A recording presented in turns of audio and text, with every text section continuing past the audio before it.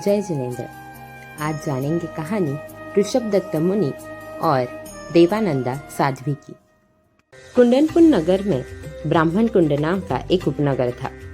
उस नगर में वेद, वेदांत, पुराणों में पारंगत ऋषभदत्त नामक एक ब्राह्मण रहता था। वह ब्राह्मण होता हुआ भी जैन धर्म में आस्था रखने वाला और जीवादि 9 तत्वों का ज्ञाता पार्श्वनाथ प्रभु की परंपरा का श्रमणोपासक था। उसकी स्त्रियोचित गुणों से संपन्न सुंदर ऐसी देवानंदा नामक सहधर्मिणी थी। वह देवानंदा ब्राह्मणी भी जैन धर्म के मर्म को जानने वाली थी। दोनों पति पत्नी एक दूसरे के धर्म में सहायक थे। एक बार तीर्थंकर के जन्म को सूचित करने वाले 14 महास्वप्न देखकर देवानंदा ब्राह्मणी ने गर्भ धारण किया।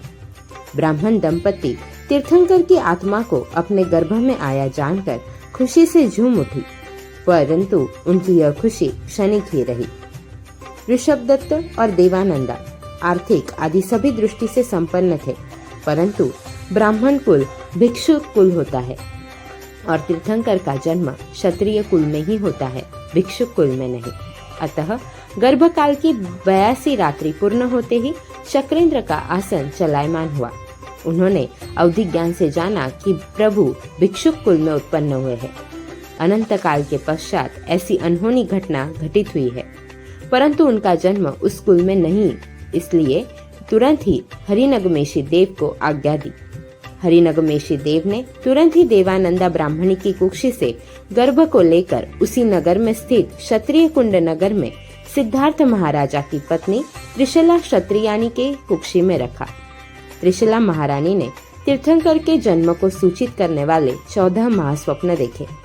गर्भ का संहरण होते ही देवानंदा को ऐसा लगा कि जैसे किसी ने उसके गर्भ को चुरा लिया हो। बात आई गई हो गई। भगवान महावीर स्वामी का जन्म हुआ। युवावस्था आने पर यशोदा के साथ विवाह हुआ।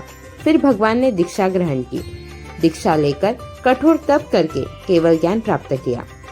उसके पश्चात ग्रामानुग्राम विचरण करते हुए भगवान ब्राह्मण कुंड नगर के बाहर बहुशाल उद्यान में पधारे। राजा प्रजा सभी हर्षित हुए।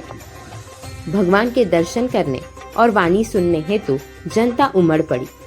ऋषभदत्त भी हर्षित हुए और अपनी पत्नी के साथ भगवान की वाणी सुनने के लिए समूह शरण में पहुंचे। प्रभु को वंदन नमस्कार कर दोनों भगवान के सामने खड़े हो गए। देवानंदा प्रभु की तरफ अनिमेष दृष्टि से देखती रही। देखते ही देखते मन में वात्सल्य भाव उमड़ा और सारे शरीर पर मातृत्व के लक्षण दिखाई देने लगे।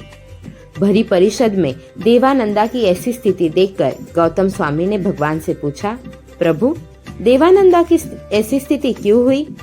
प्रभु ने कहा, हे गौतम, देवानंदा ब्राह्मणी मेरी सगी माता है, इसीलिए मुझे देखते ही उनके मन में मातृ स्नेह उत्पन्न हुआ है और जिससे यह स्थिति हुई है।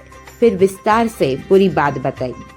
प्रभु से धर्म देशना श्रवण कर, भगवान से जन्म संबंधी सारी जानकारी प्राप्त कर दोनों में वैराग्य भाव जागृत हुआ। उसी समय दोनों ने ईशान कोण में जाकर स्वतः वस्त्रालंकार उतार कर श्रमण वेश धारण कर प्रभु के सम्मुख वंदन कर संयम की याचना की। प्रभु ने भी उन्हें योग्य जानकर प्रवर्जित किया। प्रवर्जित होकर ऋषभदत्त मुनि ने स्थविर मुनियों के पास और देवानंदा साध्वी ने चंदन बालाजी के पास रहकर 11 अंगों का अध्ययन किया और निग्रंथ प्रवचन के अनुसार संयम धर्म का पालन करते हुए विविध प्रकार की कठोर तपस्याएं की। तपस्या से कर्ममल को धोकर केवल ज्ञान, केवल दर्शन प्राप्त किया। बहुत वर्षों तक संयम का पालन कर अंत में 1 महीने का संथारा संलेखना कर सर्व कर्मों का क्षय कर परम पद को प्राप्त किया।